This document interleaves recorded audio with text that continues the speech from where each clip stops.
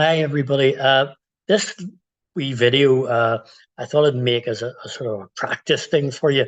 Um, I've been thinking that, at times when we don't have classes, uh, and you're still wanting to be involved with painting and do things off your own bat, a lot of times people will put that off because, oh, I don't really want to get all the paints out and the canvas and that. And, it's different when I'm going to class. But when it's in the house, and the result is, you don't really get anything done, which is fair enough. Um, but if you want to just keep your head in practice, uh, these little exercises that you'll see in a moment, I've set out, are just things you can do with really no equipment at all. They're just designed to encourage you to look and observe and notice things. And I think that's the thing. Very often in class, it's great. We are painting and we're learning about painting and what you do with it all. But sometimes we also forget about simply observing, some noticing, oh, that's what size is that? What color is that? That we're so busy with the act of putting paint on that we don't observe. And if it's observation is important to you, if you want that sort of painting to make it look the way you want to make it look, then observation and noticing things is really important. So look ahead at these little clips, and hopefully they'll be helpful. But hopefully you'll practice them over the time when you're not in class. Okay, this is a little exercise you can do without paints or pencils or anything else. It's just an exercise in observing tone in relation to color. It's something that you all know I have preached over many years. But you can just simply take out, this is just a printout of a photograph of an Irish landscape. Okay, that's it. And what I have here is a little strip of tonal range. So from black, near enough black, down to white, and various tones, shades of grey, if you like, in between. Now, I will email you these, or you can get these off me, print one out, cut it in this strip like this. And what you're going to do is lay that against the landscape, which is in color. And what you're going to try to do is see if you can convert color into just tone. And the secret to this, if there is a secret of color, is about squinting at the picture. I've said this many times before, and what you want to see is the tone, whatever shade you have here beside the color, and when you squint, the two will appear to merge almost, that you can't see the hard line between the dark and the light. So for example, if I look at this piece of grass right here, and I've laid that tone beside it. Well, if I slightly half close my eyes, I can clearly see that the line, the division is very clear. In other words, they're not the same. So, pardon me. So if I was to slide this up to the next one and look at that and that, the same sort of thing happens. I'll keep working through that until I feel I'm getting to the point with when I squint, it's nearly disappearing. Now, I'm getting close when I'm in there, I feel. I might try and go up another one and say, well, let's look at that. And that might be perhaps even closer. If I go here, I think that's beginning to become slightly lighter than that. But it's a very close run thing. But if you half close your eyes and look at that point of where the two meet, I can see where the shock is between that and that almost. If I move this across, I don't find it just such a shock when I squint my eyes, and perhaps even that there, but I think that is ever so slightly darker than that. So in other words, I'm thinking, well, that color is that tone, or very close to that tone. There'd be halfway points, of course, that there's 9 tones on this little strip. Now, obviously, there could be half tones as well, and you could go on and on and on. So, there might be somewhere where you might get somewhere between the two. But that tonally, you're looking at up here. And the point of this is you notice that, but also it's training you to look for it.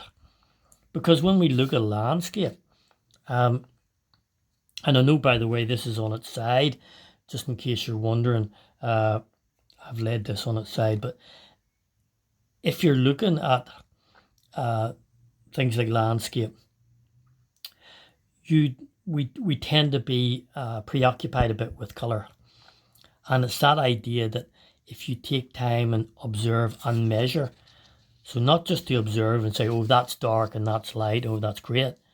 How dark is it?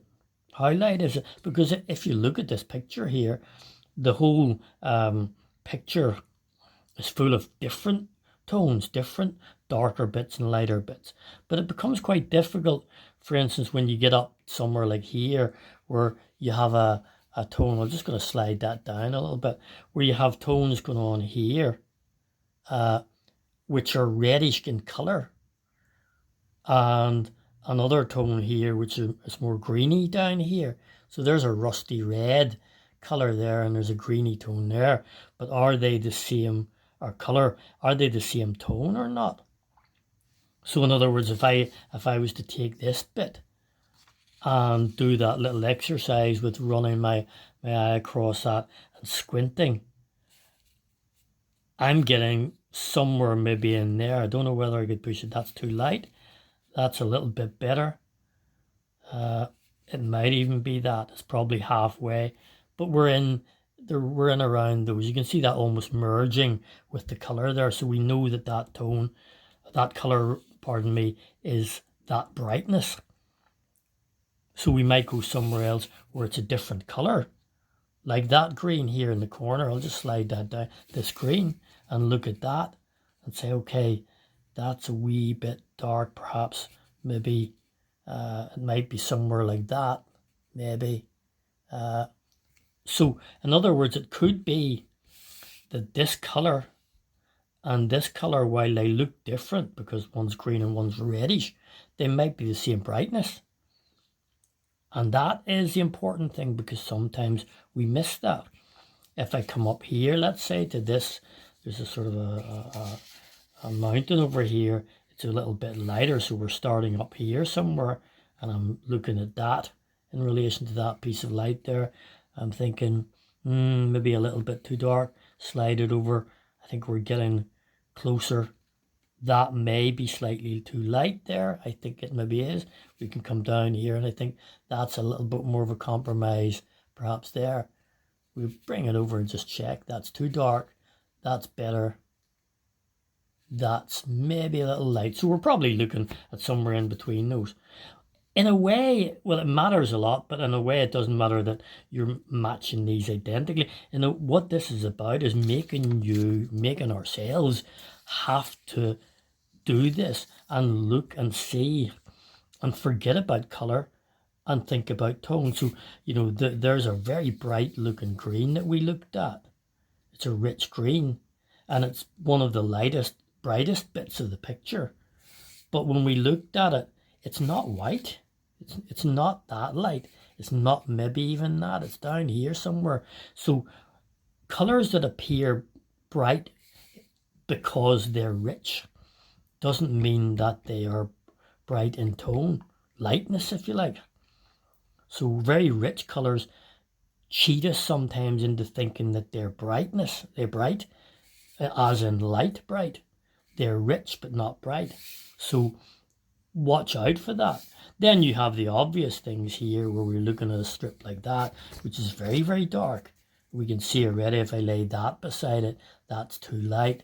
That's maybe a bit better, but certainly in this case, we're right down there to the darkest tone. And you could go around this picture doing that. You don't need to paint anything or draw anything. You just need to make the observation. Another exercise that you can do is to cut, if you feel like it, you can cut out a picture from a magazine here. You don't need, if you don't have a printer, go through some magazines, get decent sized pictures. Doesn't matter too much what the picture's off. Cut them out and do this, so you don't need to worry about having a printer, if you like. But sometimes what you can do as a little experiment is cut an entire strip off the edge. So let's say if I move that down, and I'm going to use this to show you what I mean. I'm going to block that out. So imagine cutting that with a knife or a pair of scissors and creating a little strip. You've created a little strip of tone if you look at that. You know, there's a tone, a wee bit brighter, a wee bit darker, brighter, darker, brighter. So you have them all little samples in a line. So you're not looking at this whole landscape here. You're just looking at this strip. And then against that, you could hold, you know, so in other words, if I have that little strip, I can just go along the edge of it and say, all right, let's match that dark to that bit. Okay, let's move along to the next little bit. Oh, that little strip right here, that bright green. Where are we with the tone there? There, yeah, that's there, or whatever. So you don't even need to be concerned about looking at the whole picture. A strip from the picture will give you the same challenge, if you like. Here's another interesting little experiment. I found this picture of a street scene and I just printed it off, and I printed it in color. And it's quite dramatic because it seems to be a photo taken at sunset or something. So there's a very bright sun and silhouettes of people and all that. It's an interesting little picture. And I printed it off because I was kind of thinking about color and tone. And then what I decided to do is to print it in black and white without color. So I want you to have a look at that. And now have a look at the black and white one. And when I printed that, I thought, my goodness, that's really dark. You know, that the ink or something isn't right in my printer and so on. But it isn't. It is okay. And if you look at that and then look at this, you say that's generally a brighter picture. But the reason behind this is that we're seeing beautiful oranges and yellows maybe, and even red here and red on the canopy coming out here and obviously up here. And there are even tints of orange and warms in the whites, let's call it that.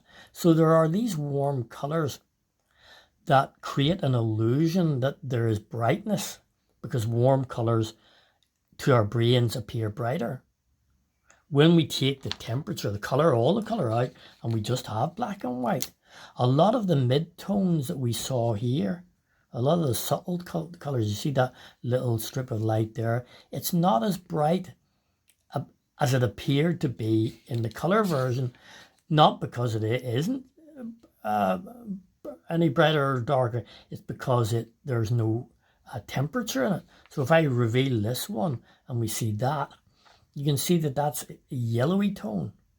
We bring that in, that has not got color and therefore goes grey and is not just as extreme. So the illusion sometimes of sheer brightness isn't as extreme. So if I cover that up with my hand there and look at that, and now if you look at that little section, half close your eyes and you will see that that light strip kind of merges a bit in with the background. And that indicates that it's not that big a difference in tone. There's a difference, but it's not a shocking difference. And that it's because that is warm and reddish and orange that it jumps forward. The warm colours advance at us and make us think they are brighter than they actually are.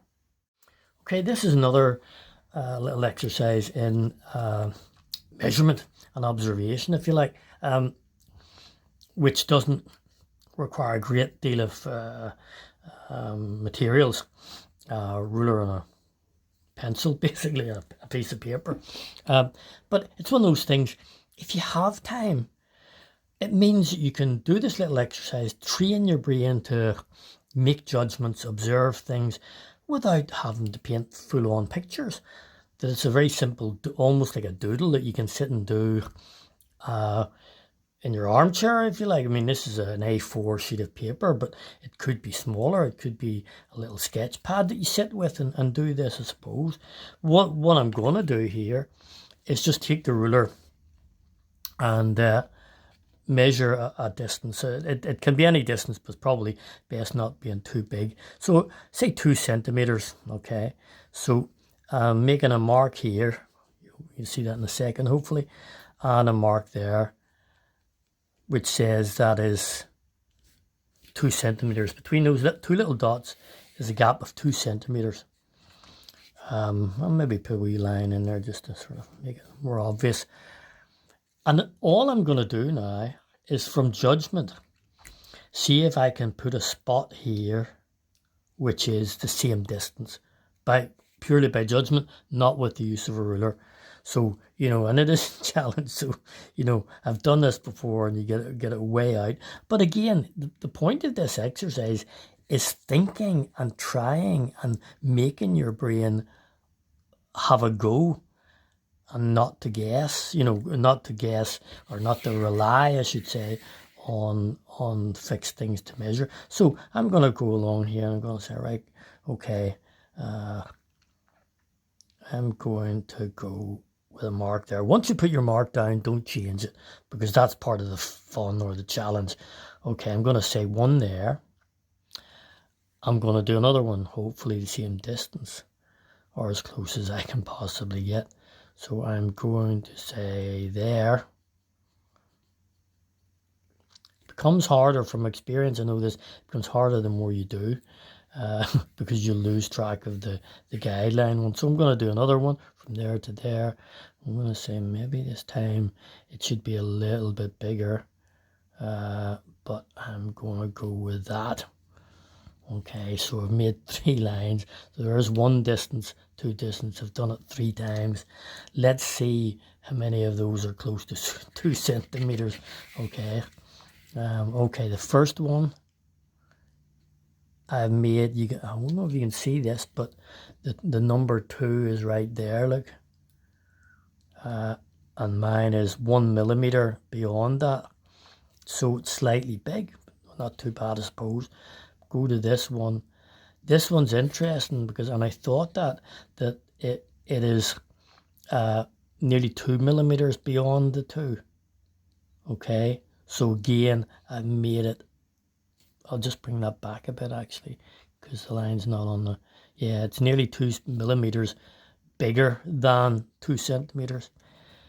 Although interestingly, it's not unlike the first one, but not too bad, I suppose. And then the third one might be the closest actually. I am just zooming in there. I don't know if you can maybe see that, but it's just about a millimeter beyond the 2. So that one, this distance here is the closest I got to matching that, and that's fine. It's a kind of fun challenge in a way, and it proves to be more difficult than you think. In other words, if you're looking at something out in the landscape or looking at a person or the distance between their eyes, you don't have a ruler there to hold up against them. You've got to try and say, is that distance the same as that or not? And make a judgment based on your observation. And the more you do these sorts of things, the more your observation becomes more acute, more accurate. Now, the interesting thing is another little exercise in the same idea. And what I'll do this time is I'll make the distance a bit longer, so it might be possibly easier for you to see, possibly easier for me to do as well. So I'm making it 4 centimeters this time. So there's the distance between those dots. I'll make them a bit bigger there, So that is a 4 centimeter gap right there. This time I'm going to try to measure vertically. So in other words, that time I just kept on going horizontally across. I'm going to try to say, can I make a 4 centimeter distance that way? By my own judgment. So I'm going to try to remember all sorts of angles and things that we did at school here, but I'm going to, probably at the end of the day, it's still going to be a guess, but I'm trying to imagine rotating that line, look, in my head somehow to bring it down to about there. So I'm going to pop for that. I'm going to go for that line. So between that line and that line, I'm going to measure that and see where we are, That's not amazing, but it's significant. It's only 3 centimeters. I'm actually a centimeter out there. And I know I'm leaning over a camera and stuff, so I'm not making excuses. But I'm out. I honestly thought I was close to that being the same as that, but I'm not really. I'm a centimetre out. It's really that. So let's try that again on this side. Let's see if I can make that judgment better. Well, no, I'll not, because that gives me a guideline. Make it difficult for myself, okay? So this time we'll do 5 centimeters, So there is a distance of 5 centimeters right there. Let's see if I can get 5 centimeters down this way vertically, okay? So I'm going to try to imagine that swinging down there. I'm going to go with there, okay? Okay, I think I'm probably out, but I'm not too bad. I don't know if you can see the 5 is right there. I'm a little bit short, about 2 millimeters short, so 4.8, which I'm quite happy with in a way, because it's not. And why I did this was, I've done this many times, several times before, and one of the things I notice, and I haven't looked up the scientific idea, but there probably is a reason for it.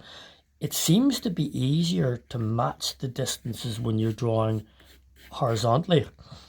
When you have a distance that way and you try to match the same distance vertically, I find it always falls short. So in this case, you can see that was way out. This is a little bit out, it's a little bit better, but it's still shorter. And I think there's something to do with the way our brains read angles and vertical and horizontal.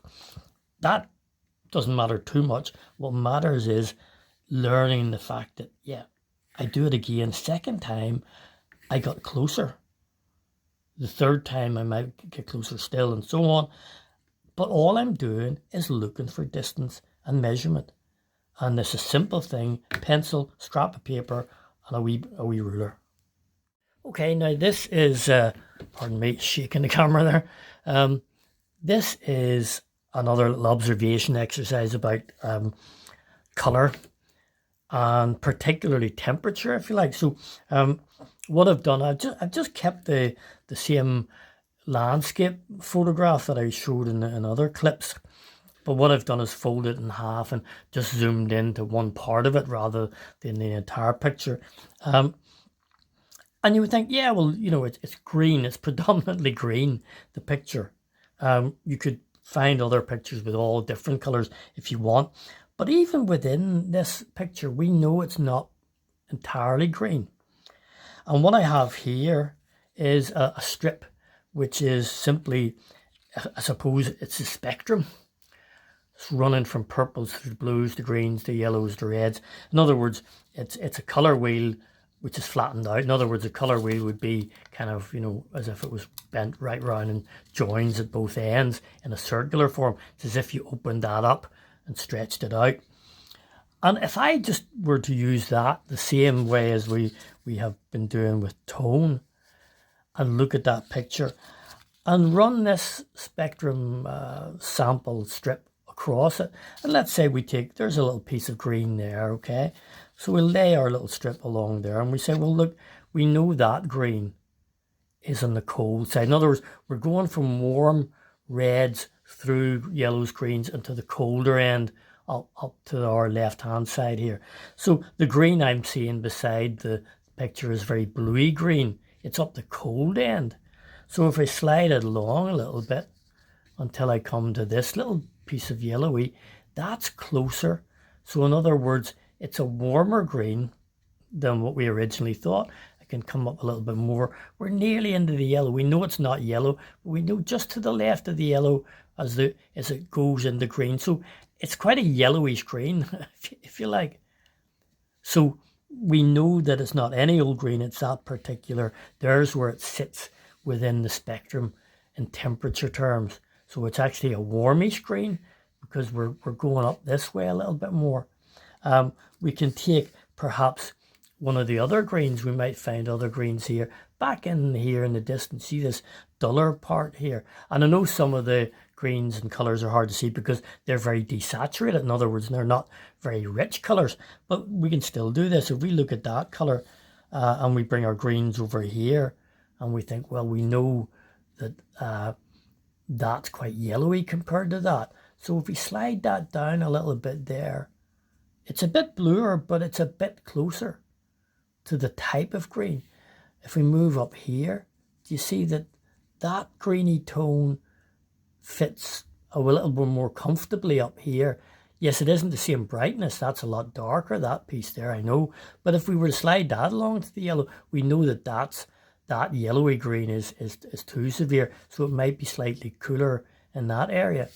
We might even take another party. I'll move this up a little bit more. There's this little rusty colored piece here.